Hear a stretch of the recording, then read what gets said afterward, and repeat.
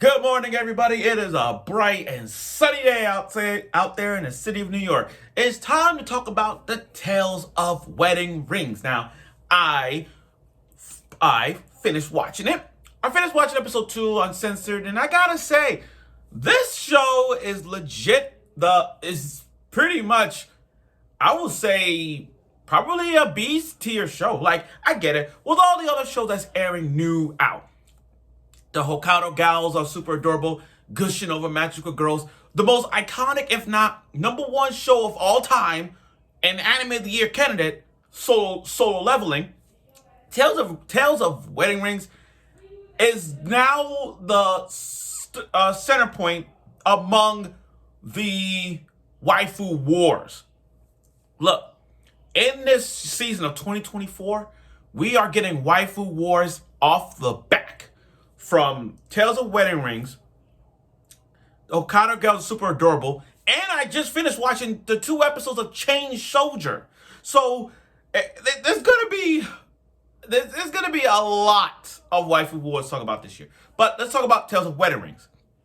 The first episode I covered, Tales of Wedding Rings, was this guy is the lucky guy in the Isekai world to have a harem. I mean, think about it. How often do a guy gets that kind of luck with a harem? Like, the only guy I can think of is the guy from Harem Labyrinth in Another World. He got lucky. You know how many harems? You know how many girls he got in his harem? I look at this guy and I'm like, he could be the ultimate F. I mean, he's not a F boy if he could play his cards right.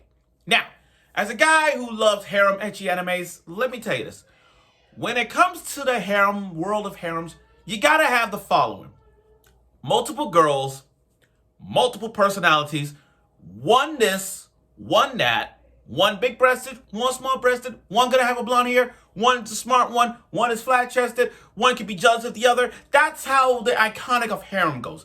Notice I'm wearing my Tsukiyumi number 9 Sekirei because she's my favorite Sekirei. And look, here's an example of the Sekireis.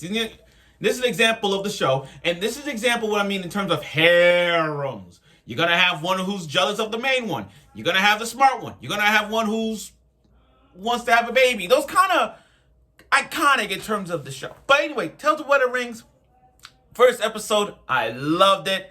Kind of brought out the Lord of the Rings, Captain Planet vibe in terms of earth, wind, fire. But other than that, it's really good. So let's get right to it with the second episode review of Tales of Wedding Rings. Now, after last week's episode with him going to another world for the love of his friend slash wife, Hime, the Ring of Light, he's on his first go round with the giant axe has been really good. I mean, he slayed a few demons and all that, but now he got caught by this overpowerful guy, and they have to leave. Now, this guy, Mars,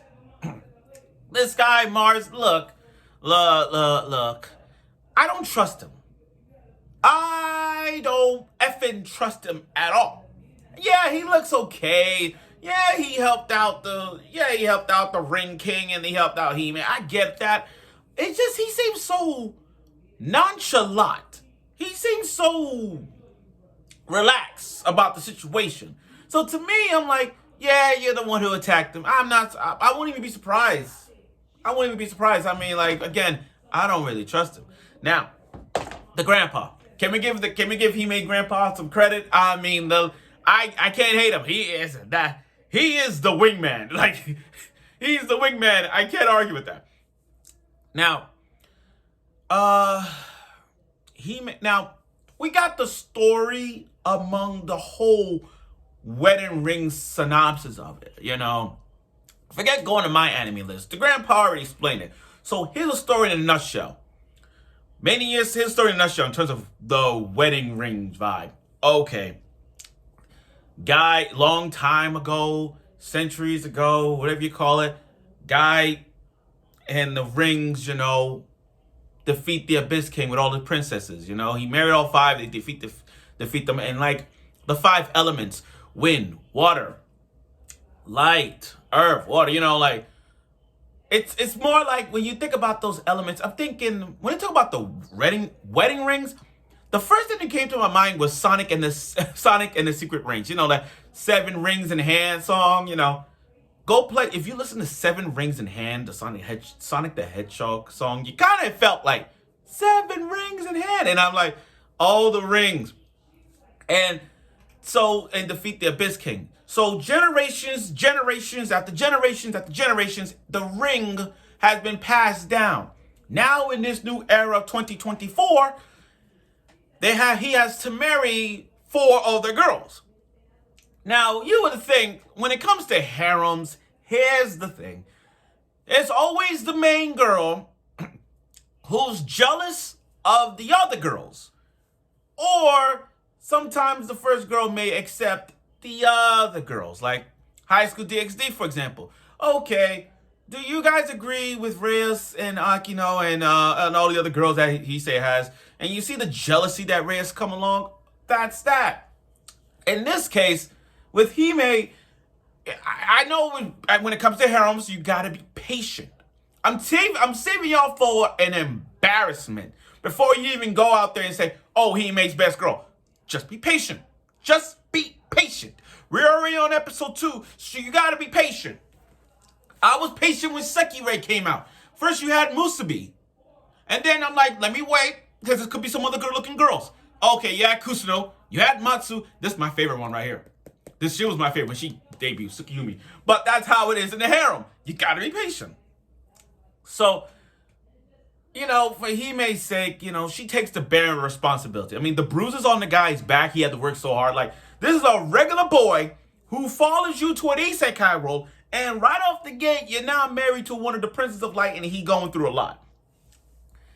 Now, again, this is one of those cliche harems where they confess, and then they gotta have sex. Now, that bed scene, he's too nervous. I get it. It's his first time. His first time. I'm not saying we all been there, but come on, guys. This is he just went through a lot. He just went through a lot. Y'all were thinking banger already. No, it takes time. I mean, think about it. He just went to an isekai world. He just married a princess, childhood friend / princess, and the fact that, you know, he bearing a heavy responsibility to go after the other four girls. So it takes time. I mean, he got on top of her, but it takes time. And besides, they just now got a couple. It's not like they're gonna have sex right off the gate. It takes time. So now we're gonna meet the second princess, the land of the elves. Everybody has a taste for elves, girls. How many of you have taste for elf girls? Let's just count it like this. How many of you have taste? I'm pretty sure you do. So, on their way to meet the wind, yeah, we do got some fan service shots, some penny shots of this because of the wind. But other than that, it was nice to see, you know, some funny moments like Sato running from the bear. And like all isekais, you're gonna run into a bear fight. So, but again, we're talking about elves now. And elves in anime, you know, there are a few people who have the taste in them. Some. Not all, some. Right now, the only elf girl I can think of in my head right now is the Goblin Slayer one with the elf. But that's a different topic another way. But like I said, they meeting the land of the elf to get the ring of wind to marry Sato, and now he has girl number 2. This girl, you know, making her debut, she's just shut in. She's just shut in. Like, I don't know what it is about her that says, okay, she's best girl. But like I said, you gotta be patient. This is girl number 2, holding the ring of wind. So, this is gonna be one of those Sekirei moments. You know, when you kiss them, they're yours forever, that kind of thing. Now, in this case, Hime is not jealous about it. I mean, this is a burden that he going through. He has to marry her for. Now, he loves Hime. That's that. Hey, he got to marry the other 4. That's going to be a twist. But at the end of the day, seeing the second girl, it's going to take some time. I mean, she's just shut in. It's going to take some time. Some time. So we got to wait next week to see her. I mean, it was funny how she puked like, oh, because they made out, all that stuff. But that's that. But overall, After watching these 2 episodes right now, guys, I can tell you right now, I see the synopsis, the plot armor is going to be good. Now, in terms of the fan service etchiness, I think it's going to lower it down. I don't think fan service of this show is going to take away from the storyline that is Tales of Wedding Rings. I think the storyline of Tales of Wedding Rings is good. Plot-wise, I see it there, and now fan service is it's not going to be as high fan service as the To Love Rules of the world, the High School DxD of the world, Shin Mamono Testament of the world. It's not going to be that high fan service. I'm looking at this and I'm like, you know what? Yeah, I'll give it a CB. It's not going over the top. If it's uncensored, it's going to show much, but it's not like it's going to be like kissing boobies or going all the way down, if you know what I mean. There's gonna be some back shots, but that's all.